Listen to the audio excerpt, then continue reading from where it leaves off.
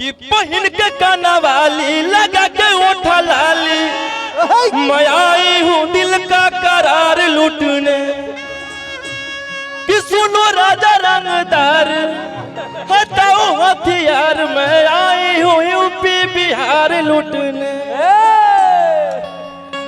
भैया पूरे इंडिया में फर्स्ट नंबर ट्रेंडिंग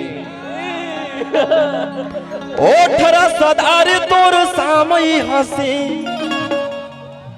कि धारा धारा पूरा रात हो तो फायरी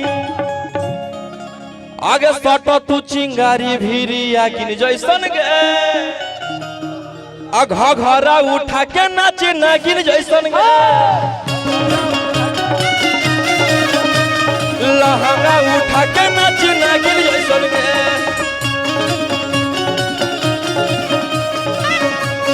हेलो हेलो भैया और मेरे बड़े भाई किशन पांडे जी छोटे भाई की तरह प्यार करते हैं और कंटिन्यू 5 दिन से फोन कर रहे थे कि भाई आपको आना है। और इधर अखिलेश भैया हमारो मन पनिया दिहनी दुनु जो भैया विजय भैया और बहुत ही जल्द थोड़ा अखिलेश भैया का भी लिखा मेरा बहुत हिट सॉन्ग आ रहा है अन्नपूर्णा से 2 दिन में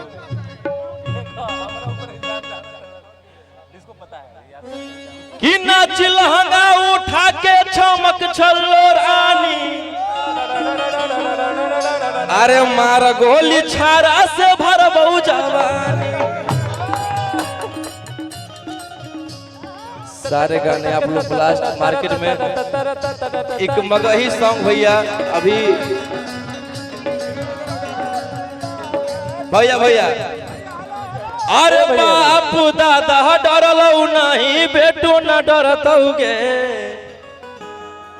अच्छा है नवादा बनारस के सवाल अरे पढ़ोगे आगे नहीं बेटो ना डरतौगे चाहे नवादा पटना के सवाल अरे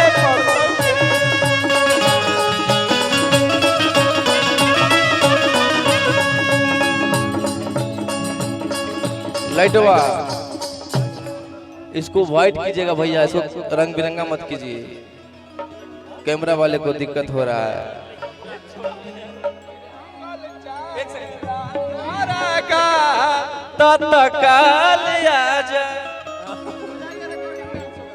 चलिए आप लोग ऐसे आशीर्वाद प्यार गाना आप गाइए सुनाइए भैया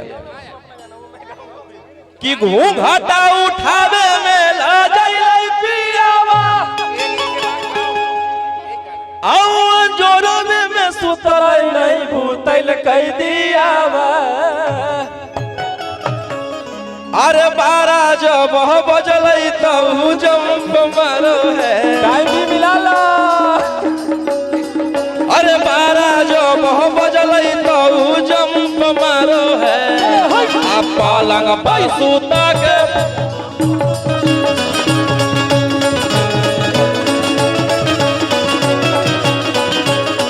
अरे पलंग पर सुता के पियवा पंप मारो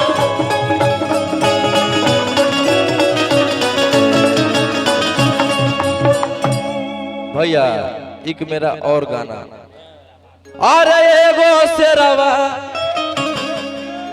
जेल के भीतर कई गो शेरवा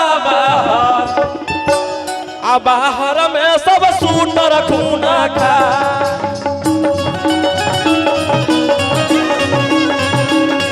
अरे बाहर में सब सूटर खूना खा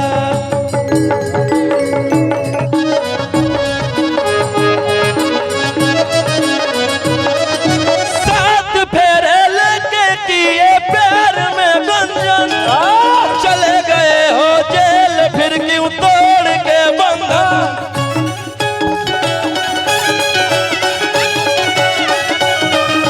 चले गए हो जेल फिर क्यों तोड़ के बंधन कि घरवा चढ़ के धमकी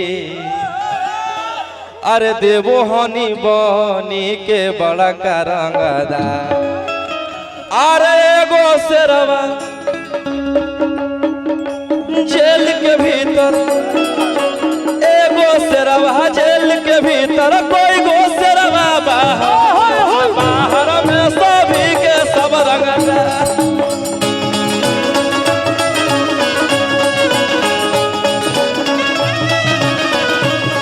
डर लगता है गुजरने में पटना की सड़कों से, तेरे गैंग के सारे खूना खार लड़कों से।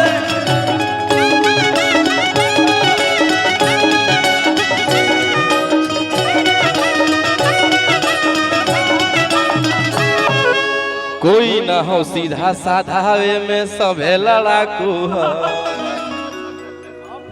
कि कोई ना हो सीधा साधा वे में अरे सभे लड़ाकू हो। कि एक हाथ में हथियार एक हाथ में चाकू हो, अजतना से रवा साथे सब पटना के डाकू हो।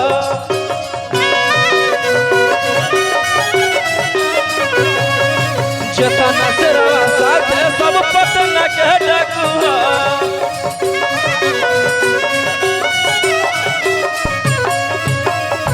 एक मेरा और भैया के ट्यून पे हम गाए थे भैया, कि सुनो मेरे दूल्हे राजा, अरे लौट के वापस आजा। मेरा भी मन करता है कि इस जोड़ी में बंधे, लेकिन बंधे के चक्कर में